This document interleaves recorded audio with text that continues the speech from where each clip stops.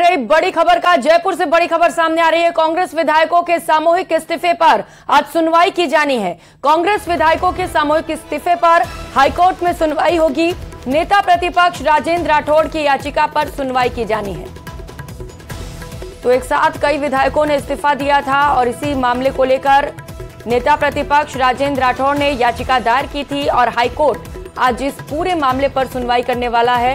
बड़ा महत्वपूर्ण है ये, और सुनवाई में क्या दलीलें पेश की जाती हैं दोनों ही पक्षों की ओर से, ये देखना है।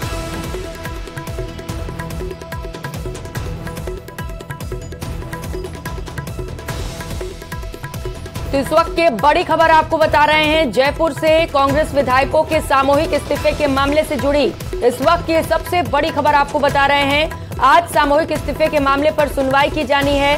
कांग्रेस विधायकों ने एक साथ इस्तीफा दिया था और इसी को लेकर नेता प्रतिपक्ष राजेंद्र राठौड़ की ओर से याचिका लगाई गई थी, जिस पर आज हाईकोर्ट सुनवाई करेगा। जयपुर से एक और बड़ी खबर सामने आ रही है। रोडवेज कर्मचारी आज प्रदर्शन करेंगे। रोडवेज मुख्यालय पर यह प्रदर्शन होगा।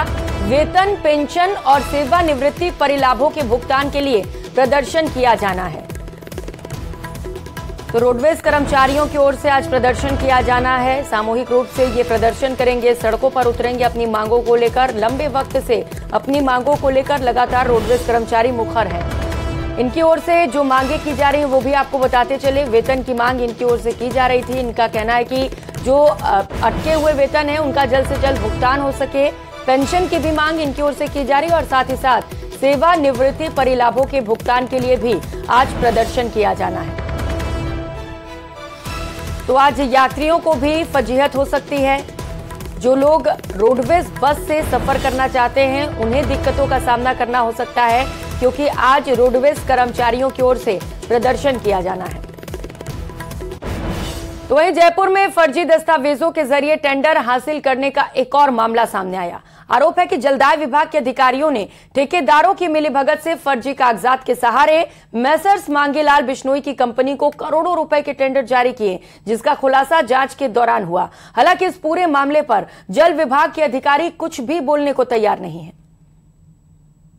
अजमेर अतिरिक्त मुख्य अभियंता द्वारा की गई जांच ये सबूत चीख चीख कर कह रहे हैं कि जयपुर के जलदाय विभाग के टेंडर देने के नाम पर एक और करोड़ों रुपए का घोटाला हुआ है। टेंडर देने में जो फर्जीवाड़ा हुआ उसकी जांच भीलवाड़ा परिवहन कार्यालय के जरिए कराई गई, जिसमें कंपनी के फर्जीवाड़े का भांडा फूट गया। आरोप है कि मांगीलाल बिश्नोई कंपनी फर्जी दस्तावेजों के जरिए पिछले 9 साल टेंडर हासिल कर रही थी। हैरानी की बात तो यह है कि जिन मशीनों के कागज लगाकर टेंडर हासिल किए गए वो 14 साल पहले ही बंद हो चुकी थी। हालांकि इस मामले में आरोपी अधिकारी कार्रवाई करने के बजाय अनजान बने हुए हैं। तो एक्शन के लिए हमने जांच बिठा देंगे उसकी। कब बैठाएंगे सर? जैसे हमको रिपोर्ट मिलेगी हम बिठवा देंगे जांच। रिपोर्ट तो आपको दे दी गई है, अपील खारिज हो गई। तो मैंने अपील देने के बाद मैंने जांच बिठवाने के लिए बोल दिया एक बार। कौन बिठाएगा जांच? जांच ऐसी राज्य सरकार जैसे डायरेक्शन आएगा दे देंगे हम। अभी तक आपको डायरेक्शन नहीं है? नहीं, अभी डायरेक्शन नहीं। मामले का खुलासा होने के बाद राज्य सरकार बैकफुट पर है, जबकि बीजेपी को सरकार के खिलाफ बोलने का मौका मिल गया है। जानकारों की माने तो भाजपा सांसद केवड़ीलाल मीणा ने मांगीलाल बिश्नोई कंपनी के फर्जी दस्तावेजों के जरिए दिए गए टेंडर की शिकायत प्रवर्तन निदेशालय से कर दी है। इसके अलावा मुख्य अभियंता रामकरण मीणा का मोबाइल फोन जब्त कर फर्जी दस्तावेजों से टेंडर जारी करने संबंधी अहम सबूत भी प्रवर्तन निदेशालय और एसीबी ने जुटाए हैं। गौर करने वाली बात तो यह है कि यह कोई पहला मामला नहीं है जब फर्जी कागजातों के जरिए किसी कंपनी को टेंडर दिया गया हो। इससे पहले श्री श्याम और गणपति कंपनी को इस तरीके से फर्जी दस्तावेजों के सहारे 900 करोड़ रुपए के टेंडर जारी करने के आरोप लगे थे। इस मामले में प्रवर्तन निदेशालय ने मैसर्स श्री श्याम और मैसर्स गणपति कंपनी को ब्लैक लिस्ट कर दिया था। राकेश शर्मा, न्यूज 18 राजस्थान, जयपुर। और अलवर से इस वक्त की बड़ी खबर सामने आ रही है। खैरथल के टपूकड़ा में सड़क हादसा हुआ। एक ही परिवार के 3 लोगों की दर्दनाक मौत हो गई। रास्ते में पीछे से कार ने बाइक को टक्कर मार दी। खेत में काम करके बाइक से घर लौट रहे दंपति और बेटी, और इस हादसे में 3 लोगों की दर्दनाक मौत।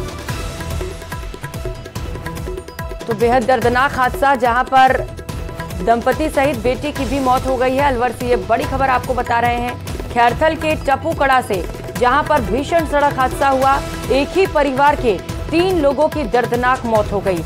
खेत में काम करने के बाद ये तीनों बाइक से घर लौट रहे थे और इसी दौरान पीछे से आ रही कार ने इनकी गाड़ी को टक्कर मार दी और वहीं पर इन तीनों की मौत हो गई। तो रफ्तार का कहर देखने को मिला है। कार चालक की लापरवाही की वजह से ये भीषण सड़क हादसा हो गया, जहां पर मां और पिता सहित बेटी की भी मौत हो गई।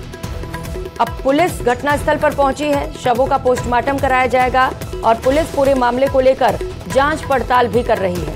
अलवर से इस वक्त की बड़ी खबर आपको बता रहे हैं, जहां पर भीषण सड़क हादसा हो गया है और एक ही परिवार के 3 लोगों की मौत हो गई है। हादसे के बाद से पूरे गांव में मातम पसरा हुआ है, क्योंकि एक ही परिवार के 3 लोगों की मौत हुई है और पूरे परिवार का रो रो कर बुरा हाल है। तो फिलहाल शव को मोर्चरी में रखवाया गया है। सबसे पहले शव का पोस्टमार्टम कराया जाना, उसके बाद शव परिजनों को सुपुर्द किया जाना है।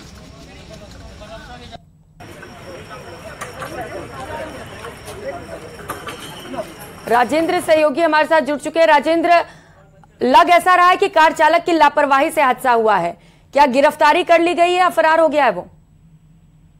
जी, कार चालक मौके से फरार हो गया है, लेकिन अभी पुलिस जो है दावा कर रही है कि कार चालक जो है उसकी पहचान कर ली गई है और उसे जल्द गिरफ्तार कर लिया जाएगा। लेकिन जिस तरीके से ये हादसा हुआ है, बाइक सवार ज्ञान सिंह, उसकी पत्नी गीता और बेटी 20 वर्षीय सुनीता कपास की जो है उसको चुनकर जो होते हैं तोड़ करके मजदूरी करके वापस अपने गांव की तरफ लौट रहे थे, तभी तेज गति में जो बाइक के पीछे से टक्कर मारी है कार चालक ने, उसकी वजह से तीनों की मौत हुई है। अभी पुलिस कुछ देर बाद बेटी का अलवर में पोस्टमार्टम करवाएगी और जो दंपति हैं, उनकी बेटी के माता पिता, उनका टपुकड़ा के अस्पताल में शव रखा हुआ है, वहां उनका पोस्टमार्टम किया जाएगा।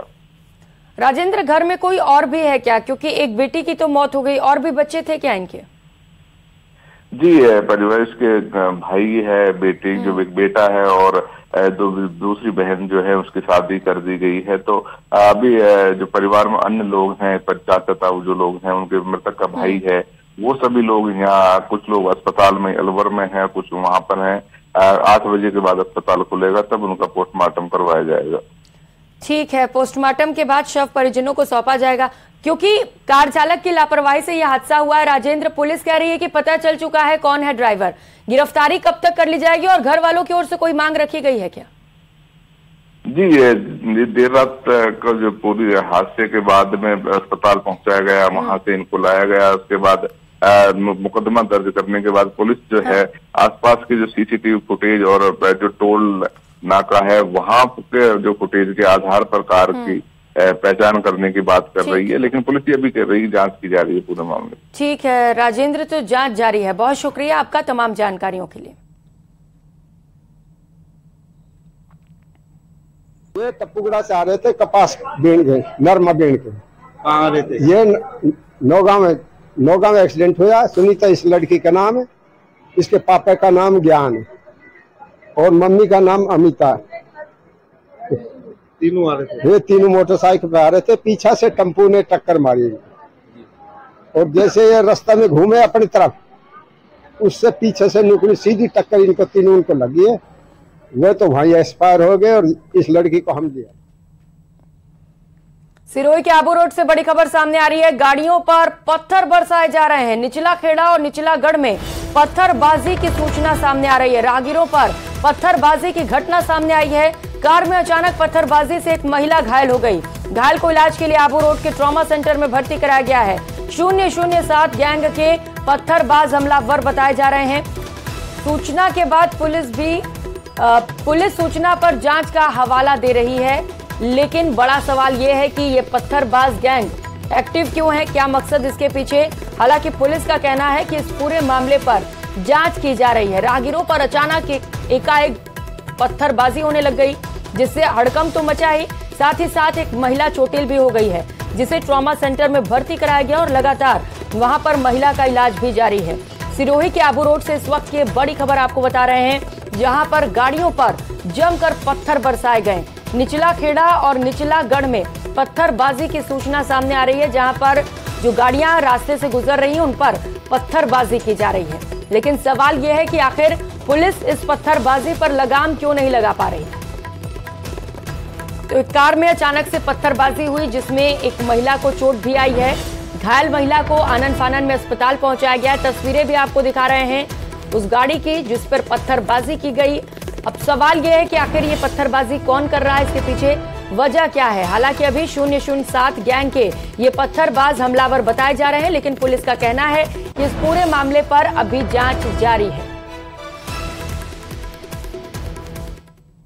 और सीकर के रामगढ़ शेखावाटी थाना इलाके में नाबालिग से सामूहिक दुष्कर्म और कुएं में डालने के मामले में पुलिस ने 2 आरोपियों को गिरफ्तार किया है। सीसीटीवी फुटेज के आधार पर पुलिस आगे की कार्रवाई में जुटी हुई है। बता दें कि घर लौटते समय नाबालिग का अपहरण कर उसके साथ दुष्कर्म किया गया और फिर उसे कुएं में फेंक दिया गया था। पुलिस ने इस मामले में जल्द से जल्द चालान पेश कर आरोपियों को सजा दिलवाने का भरोसा दिया है।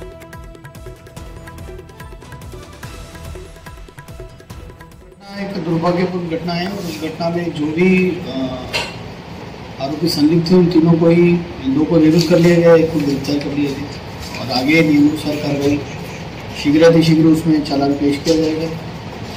विक्टिम को जो भी कंपेंसेशन नियमानुसार दे हैं उसकी त्वरित प्रक्रिया अपनाते हुए उसको कंपेंसेशन दिए हो और प्रकरण में आरोपियों के विरुद्ध जल्द से जल्द चालान पेश करके उसे केस ऑफिसर स्कीम में लेके हमारी कोशिश रहेगी कि भाई न्यायालय से भी उनको कठोर से कठोर। तो घर लौटते वक्त एक नाबालिग के साथ ये घटना घटी थी जहां पर कुछ लोगों ने नाबालिग को किडनैप किया, उसके साथ गैंगरेप किया और उसके बाद हत्या कर उसके शव को कुएं में फेंक दिया था। इस मामले में कार्रवाई जारी है। मामले में 2 आरोपियों को गिरफ्तार भी किया गया है। सीसीटीवी फुटेज के आधार पर पुलिस का कहना है कि आगे की कार्रवाई भी जारी है और जमकर इस मामले को लेकर सियासत भी हो रही है। बीजेपी को एक और बड़ा मुद्दा मिल गया है और कह रही है कि राजस्थान में जंगल राज है। रुक करेंगे एक और बड़ी खबर का। राजस्थान यूनिवर्सिटी से बड़ी खबर है जिसे पहली महिला कुलपति मिली है। प्रोफेसर अल्पना कटेजा को राजस्थान यूनिवर्सिटी का कुलपति बनाया गया है। अर्थशास्त्र विभाग की प्रोफेसर अल्पना कटेजा हैं जिन्हें कुलपति की जिम्मेदारी दी गई है। महारानी कॉलेज की प्रिंसिपल भी अल्पना कटेजा रह चुकी हैं। आरयू के शैक्षणिक माहौल को मजबूत करने की बात उनकी ओर से कही गई। सबसे पहले तो ये मेरे लिए बहुत ही सम्मान का विषय है कि मुझे ये जिम्मेदारी दी गई है। साथ ही मैं इसमें ये कितनी बड़ी चुनौती है और इसमें मुझे कितना काम करना है, किस तरीके का ये दायित्व है, इससे मैं पूरी तरीके से वाकिफ हूँ। तो उस चुनौती को स्वीकार करते हुए मैं महामहिम राज्यपाल जी का बहुत बहुत धन्यवाद करना चाहती हूँ जिन्होंने मुझे ये अवसर दिया कि मैं कुछ इस विश्वविद्यालय के लिए कर सकूँ। क्योंकि मैं इस विश्वविद्यालय का लंबे समय से भाग रही हूं तो मैं यहाँ की चुनौतियों से, समस्याओं से और संभावनाओं से बहुत अच्छी तरीके से वाकिफ हूं। और खबरों में आगे बढ़ते हुए इलेक्ट्रिसिटी सर्विसेज लिमिटेड द्वारा शहर के सेक्टर 13 में लगाए गए 33 केवी विद्युत ग्रिड सब स्टेशन का तकनीकी शिक्षा और आयुर्वेद राज्य मंत्री डॉक्टर सुभाष गर्ग ने लोकार्पण किया। इस ग्रिड सब स्टेशन को चालू होने से क्षेत्र के तकरीबन 20,000 उपभोक्ताओं को बिजली कटौती की समस्या से निजात मिलेगी। इसका लोकार्पण हुआ है जिसका 5-6 महीने पहले माननीय मुख्यमंत्री जी ने शिलान्यास किया था। मुझे खुशी है यहाँ आसपास का जो सेवर का अर्बन एरिया है, जेल वाला एरिया है, 13 सेक्टर का एरिया है, इनकी जो डिमांड बढ़ गई थी और ओवरलोड की बड़ी प्रॉब्लम थी, आए दिन ट्रप होती रहती थी, उस बिजली की समस्या से यहाँ की पूरी सरदारी को निजात मिलेगा और रेगुलर रूप से जो है बिजली की सप्लाई हो सकेगी। मैं BSCL को भी धन्यवाद देना चाहता हूँ, UIT को भी धन्यवाद देना चाहता हूँ कि UIT की तरफ से जो सरकार की तरफ से लैंड जो उपलब्ध कराई गई थी, UIT ने उसका पैसा दिया था, UIT का भी धन्यवाद दूंगा। उधर इंदौर विधायक भरोसीलाल जाटव ने जिला अस्पताल में 35 लाख की लागत से बनने वाले ब्लड बैंक भवन का शिलान्यास किया। कार्यक्रम में शिला पट्टिका का अनावरण और भगवान गणेश की तस्वीर के समक्ष दीप प्रज्वलित कर माला पहनाई गई। इसके बाद अस्पताल स्टाफ की ओर से माला और साफा पहनाकर सम्मानित किया गया। जिला अस्पताल में 100 सिलेंडर ऑक्सीजन जनरेशन प्लांट का भी निर्माण कराया गया है।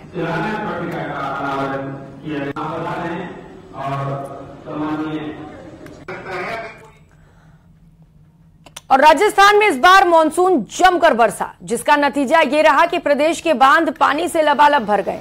लेकिन करौली जिले में मानसून आने के बाद भी कई बांधों में तय लिमिट से कम पानी है, जिसकी वजह अतिक्रमण को माना जा रहा है। दरअसल अतिक्रमण के चलते बांधों पर अवरोध लगे हुए हैं, जिसकी वजह से बरसात का पानी बांधों तक नहीं पहुंच पाया।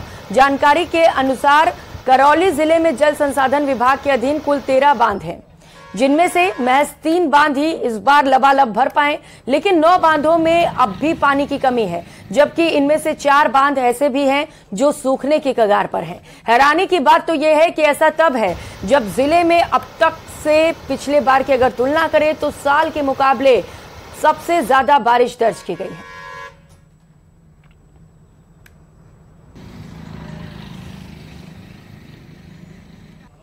खबर कोटपुतली से है। जिले के बानसूर कस्बे की ढाणी नोंदाली के पास कड़वी से भरी पिकअप में आग लग जाने से अफरा तफरी का माहौल हो गया। पिकअप गाड़ी में ऊपर तक कड़वी भरी थी, तभी रास्ते में हाईटेंशन विद्युत लाइन के टच हो जाने पर अचानक कड़वी में आग लग गई। वहीं पिकअप ड्राइवर ने नीचे कूदकर अपनी जान बचाई। सूचना के बाद बानसूर नगर पालिका दमकल गाड़ी मौके पर पहुंची और आग पर काबू पाया गया। बड़ी संख्या में ग्रामीण भी मौके पर इकट्ठा हो गए। पुलिस भी मौके पर पहुंची और घटना की जानकारी ली गई।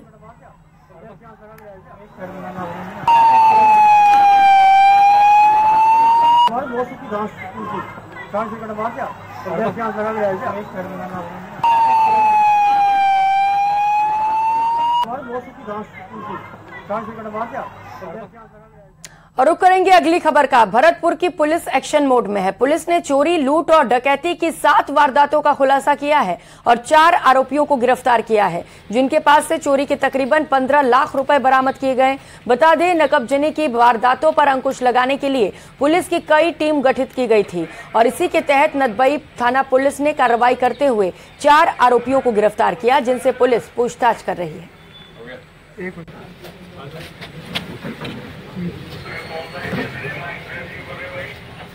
रुक करेंगे बड़ी खबर का। श्रीगंगानगर से बड़ी खबर सामने आ रही है, जहां पर बॉर्डर एरिया में ड्रोन और 15 कारतूस मिले हैं। चक 2-8 ढाणी की रोही में ये क्षतिग्रस्त ड्रोन मिला है, जिसकी तस्वीरें इस वक्त आप देख पा रहे हैं। किसान ने बीएसएफ और पुलिस को इसकी जानकारी दी। बीएसएफ ने ड्रोन और कारतूस को कब्जे में ले लिया है। बीएसएफ और केसरी सिंहपुर पुलिस ने इसे लेकर अभियान चलाना भी शुरू कर दिया है। तो ये तस्वीर आप देख पा रहे हैं क्षतिग्रस्त ड्रोन की, और इसके साथ साथ कारतूस भी मिले हैं। हालांकि किसान ने सूझबूझ का परिचय देते हुए तुरंत बीएसएफ और पुलिस को इसकी जानकारी दी थी, जिसके बाद बीएसएफ के जवान यहां पर पहुंचे। पूरे मामले को लेकर छानबीन की गई और जांच पड़ताल भी तेज कर दी गई है। अब इस मामले को लेकर अभियान भी चलाया जा रहा है। जिस तरीके से लगातार दुश्मन मुल्क से ड्रोन देश में आ रहे हैं, इसे लेकर गहनता से जांच की जा रही है।